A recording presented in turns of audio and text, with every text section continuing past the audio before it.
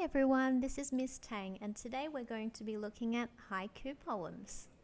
So we are learning to write a haiku poem.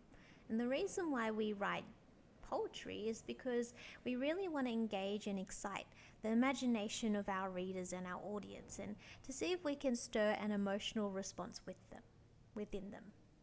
So haiku poems usually describe a particular topic, so they could be written about nature, or you can also write your haiku about any topic that you like.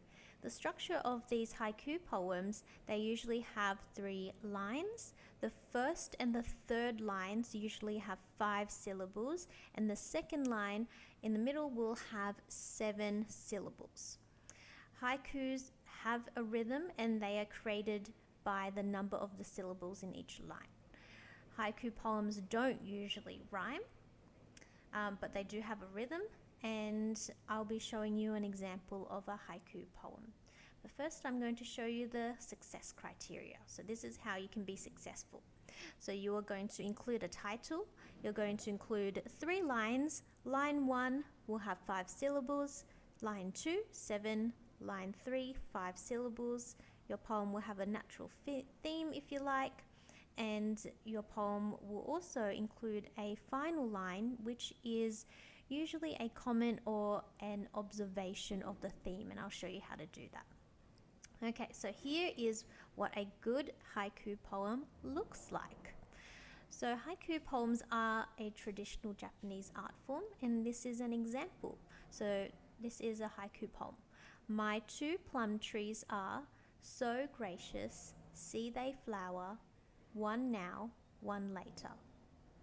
Okay, so the first and last lines are 5 syllables, and the middle line is 7. So my 2 plum trees are, so that's 5, so gracious, see they flower, so that's 7.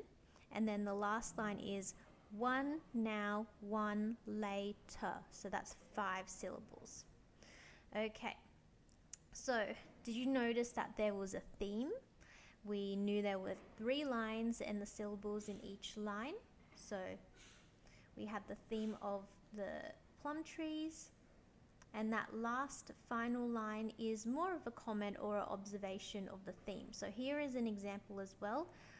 Winter is coming. Snow will be arriving soon. We should rake the leaves. So 3 lines, 5, 7, 5. Okay, so first you need to pick a theme. It doesn't have to be seasons or about nature, but here's an example of one. So if you thought of summer, then you would think of lots of different words that go with summer, like hot, sunshine, flowers, holiday, ice cream, games, sea, swimming, fun, warm, sand, etc. And then what you do is you pick some ideas that you'd like to go with, ones that might go together, like hot, beach, and sea. And then you're going to try to fit them into a 5-7-5 syllable format. So as you can see, at first they've written holidays are coming, but if you count the syllables, holidays are coming, that's actually 6 syllables instead of 5, which is why they've changed it to, well, I think instead of her, that one should be here. So holidays are here, so that's 5 syllables. Yeah, so write your poem and then go back, and then you can change the lines to how many syllables you need. So this is what they've ended up with. So they've got holidays are here. We can go to the seaside, hot sand and the cool sea.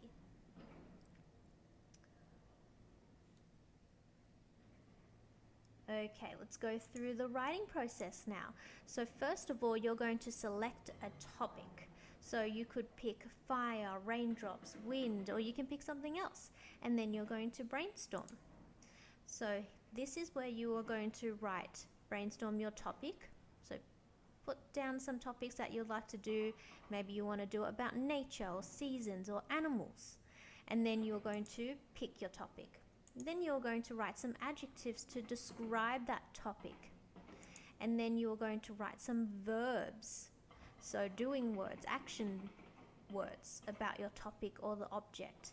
And then you're going to list some 5 senses about your topic. What does it smell like? What does it look like? What can you hear, taste, touch?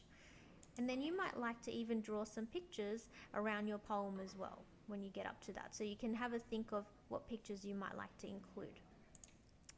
Okay, and then in your drafting phase, this is where you write your poem. So remember to keep counting the rhythm of your lines and count your syllables. Okay, after you have done your draft, then you can self-assess. Use these questions to double check your work. They are part of the criteria as well. And then for peer assessing, you can share it with someone else and get them to have a look at your haiku poem and answer these questions. And then you can move on to revising. So have a look, reread your poem, see what you need to delete, what do you want to add, is there anything you want to rearrange or exchange?